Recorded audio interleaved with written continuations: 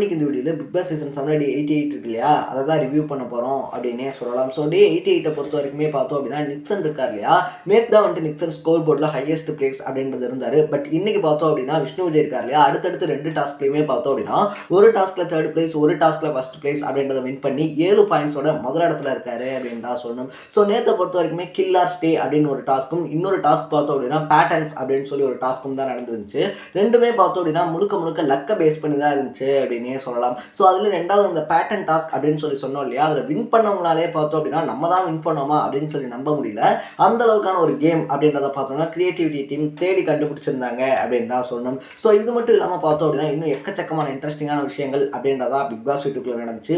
அப்படி டே 88ல் மட்டும் இல்லாமல் 100 டேஸ்க்கான அப்டேட்ஸ் இருக்கு இல்லையா, அதை நீங்கள் தொடர்ந்து பார்க்கணும் அப்படின்னு ஆசைப்பட்டீங்கன்னா மறக்காம நம்ம சேனலை சப்ஸ்கிரைப் பண்ணிக்கோங்க. So first of all day ஸ்டார்டிங்லேயே பார்த்தோம் அப்படின்னா ஒரு ரொம்ப பெரிய டவுட் அப்படின்றது தான் வந்துச்சு. ஏன்னா பூர்ணிமா உள்ளே வந்த பிள்ளைய பார்த்தோம் அப்படின்னா சரவண விக்ரம் இருக்கார் இல்லையா, சரவண விக்ரமோட கொஞ்சம் அட்டாச்சாக இருந்தாங்க அப்படின்னு தான் சொல்லணும். சரி ஓகேப்பா, இவங்க வந்துட்டு இந்த சீசனில் பார்த்தோம் அப்படின்னா ஒன் ஆஃப் த கப்பலாக இருப்பாங்க அப்படின்னு சொல்லி நினைக்கும் போது தான் பார்த்தோம் அப்படின்னா திடீர்னு ஆஃப்டர் ஒரு 3 வீக் அப்புறமா பார்த்தோம் அப்படின்னா வண்டி அப்படியே விஷ்ணு விஜய் பக்கமாக திரும்பிச்சு. சரி ஓகே, அது வந்துட்டு ஏதாவது க்ரஷ்ட் ஃபீல் அந்த மாதிரி இருந்திருக்கலாம். விஷ்ணு விஜயை பொறுத்த வரைக்குமே பார்த்தோம் அப்படின்னா எனக்குள்ள ஒரு ஃபீல் இருக்குங்க அப்படின்னு சொல்லி விஷ்ணு விஜய்கிட்டே போய் சொன்னதாக இருந்தாலும் சரி, மாயா கிட்ட பார்த்தோம் அப்படின்னா பல வாரங்களுக்கு ஏங்க அவர் நல்லவர் தாங்க, அவருக்கு மேலே வந்து என்கிட்ட பார்த்தோம் அப்படின்னா ஒரு சாஃப்ட் கார்னர் இருக்குங்க அப்படின்னு சொன்னதாக இருந்தாலும் சரி, இன்னும் சொல்ல போனால் விஷ்ணு விஜய் கேப்டன் ஆகணும் அப்படின்னு சொல்லி முழுக்க ஈடுபாட்டோட பார்த்தோம் அப்படின்னா ஒரு கேம் பிளே அப்படின்றது விஷ்ணு விஜய்க்காகவே பண்ணியிருந்தாங்க.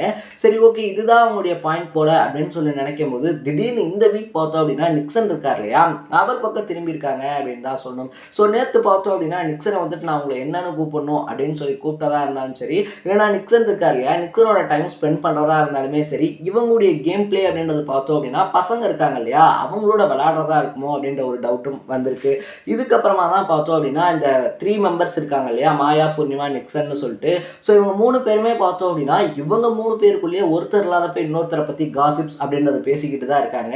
நேற்றுமே அப்படிதான் பார்த்தோம்னா பூர்ணிமா இல்லாதப்ப பூர்ணிமா மட்டும் நாமினேஷனில் வரவே இல்லைங்க அப்படின்னு சொல்லி நிக்சன் சொல்ல, அவங்க நாமினேஷன் டைம்ல மட்டும் பார்த்தோம் அப்படின்னா அப்படியே மூஞ்ச தொங்க போட்டு ஏதாவது சிம்பத்தி கிரியேட் பண்ணிடுறாங்க, அப்படி இல்லைன்னா தோசை சுட்டு கொடுத்து எஸ் ஆயிடுறாங்க அப்படின்னு சொல்லிட்டு இவங்க 3 பேரும் வந்து ஒன்னா இருக்கிற மாதிரி தெரிஞ்சாலும் கூட ஒருத்தர் மேல ஒருத்தருக்கு பார்த்தோம் அப்படின்னா வெஞ்சன்ஸா இருந்தாலும் சரி, பொறாமையா இருந்தாலும் சரி இருக்க தான் செய்யுது அப்படின்னு தான் சொன்னோம்.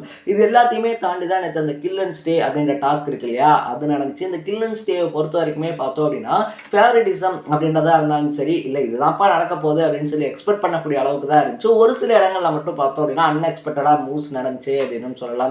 ஸோ இந்த கில்லர் இது இருக்கு இல்லையா, ஸ்டேன்ற கேமே பார்த்தோம் அப்படின்னா யார் 2 பேர் விளையாடுறது அப்படின்னு சொல்லி வரும்போது ஒரு சில இடத்துல பார்த்தோம் அப்படின்னா ட்விஸ்ட் அண்ட் டர்ன்ஸாக இருந்துச்சு. ஏன்னா திடீர்னு பார்த்தோம் அப்படின்னா விஷ்ணு விஜய், மணி இவங்க 2 பேரும் போயிருந்தாங்க, மாயா, நிக்சன் இவங்கெல்லாம் போயிருந்தாங்க. ஸோ நம்ம எக்ஸ்பெக்ட் பண்ண பதில் தான் வந்துருந்துச்சு. 2 பேருமே மாற்றி ஸ்டே அப்படின்றது கொடுத்துக்கிட்டாங்க. ஆனால் திடீர்னு எக்ஸ்பெக்ட் பண்ணாத விதத்தில் பார்த்தோம் அப்படின்னா மாயா இருக்காங்க இல்லையா, மாயாவுக்கு வந்துட்டு விசித்ரா கில் அப்படின்றத கொடுத்து மாயாவை கேமை விட்டு வெளியேற்றிருந்தாங்க அப்படின்னு தான் சொல்லணும். அதே மாதிரி விஷ்ணு விஜயா இருந்தாலும் சரி, நிக்சனா இருந்தாலும் சரி, அவங்களுடைய டர்ன்ஸ் அப்படின்றது வரும்போது அவங்க 2 பேருமே மாற்றி கில் அப்படின்றத கொடுத்துக்கிட்டாங்க. ரவீனாவுமே பார்த்தோம் அப்படின்னா மணி இருக்கார் இல்லையா, அவருக்கு கில் அப்படின்றத கொடுத்து கேமை விட்டு வெளியேற்றினாங்க அப்படின்னு தான் சொன்னோம். ஸோ இந்த கேம் வரைக்குமே ஃபைனலில் போய் உட்காரும் போது விசித்ராவா ரவீனாவா அப்படின்னு சொல்லி வரும்போது ஆல்மோஸ்ட் பார்த்தோம் அப்படின்னா விசித்ரா இருக்காங்க இல்லையா, விசித்ரா வந்துட்டு பாசிட்டிவாக பேசிட்டு கில் அப்படின்றத எடுத்து பேக் ஸ்டேப் பண்ணியிருந்தாங்க அப்படின்னே சொல்லலாம். பட் அதுதான் ஸ்ட்ராட்டஜி. ஏன்னா நம்ம இந்த கேமில் வின் பண்ணோம் அப்படின்னா கண்டிப்பாக ஒருத்தர் கில் பண்ணி தான் ஆகணும் அப்படின்னு சொல்லிட்டு ரவீனா பார்த்தோம் அப்படின்னா அவங்களுக்கு ஸ்டே அப்படின்றது கொடுத்ததுனால விசித்ரா தான் அந்த கேமை பொறுத்த வரைக்குமே வின்னராக இருந்தாங்க. ரவீனாக்கு 2nd பிளேஸ், விஷ்ணு விஜய் இருக்கார் இல்லையா அவருக்கு 3rd பிளேஸ் அப்படின்றது கொடுக்கப்பட்டிருந்துச்சு. ஸோ இந்த ஸ்கோர் டேபிள் இருக்கு இல்லையா, அதில் பார்த்தோம் அப்படின்னா நிக்சன் 4 பாயிண்ட்ஸோட 1st பிளேஸ் அப்படின்றதுல இருந்தார். அந்த டாஸ்க்லேயே பார்த்தோம் அப்படின்னா விஷ்ணு விஜய் ஈக்குவல் பண்ணியிருந்தாரு அப்படின்னு தான் சொல்லணும். இதுக்கப்புறமா நேற்றே டாஸ்க் 4ம் நடந்துச்சு அப்படின்னே சொல்லலாம். ஸோ டாஸ்க் 4 பொறுத்த வரைக்குமே பார்த்தோம் அப்படின்னா அந்த பேட்டர்ன் அப்படின்றது இருக்கு இல்லையா, ஸோ லைட்ஸ் எல்லாம் வந்துட்டு ஆஃப் பண்ணிடுவோம், ஒரு பேட்டர்ன் மாதிரி கொடுப்போம் அப்படின்ற அளவுக்கு தான் இருந்துச்சு. பெருசாக எக்ஸ்பிளைன் பண்ணக்கூடிய அளவுக்குலாம் இல்லை.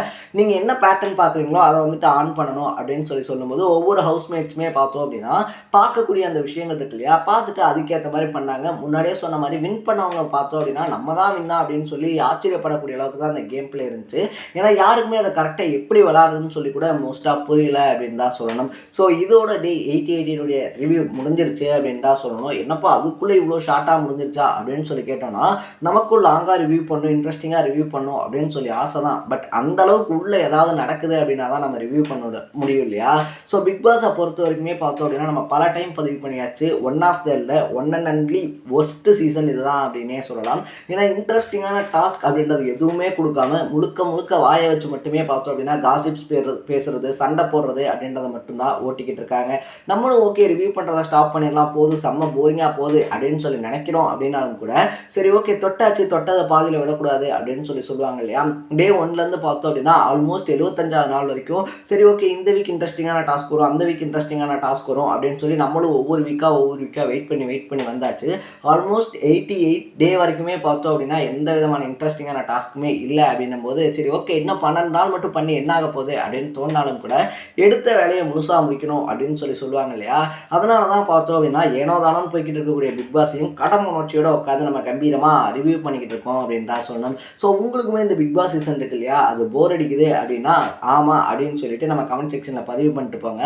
அட்லீஸ்ட் இதை சேனல் சைட்லேருந்து யாராவது பார்த்தாங்க அப்படின்னா கூட அவங்களுடைய தப்பு இருக்கு இல்லையா, அதை திருத்திக்கிறதுக்கான வாய்ப்பு இருக்குது அப்படின்னே சொல்லலாம். ஸோ இதே மாதிரி 100 டேஸ்க்கான அப்டேட்ஸ் இருக்கு இல்லையா, அது போரிங்காக போனாலும் சரி, ஒஸ்ட்டாக போனாலும் சரி, பெஸ்ட்டாக போனாலும் சரி, ரிவ்யூ பண்ண வேண்டியது நம்ம கடமை, அவ்வளோதான் அப்படின்ற மாதிரி தான் நம்ம ரிவ்யூ பண்ண போகிறோம். அதுக்கு மறக்காமல் நம்ம சேனலை சப்ஸ்கிரைப் பண்ணிக்கோங்க. நாளைக்கு டே 89 ரிவ்யூவோட சந்திக்கலாம். Tata, bye by.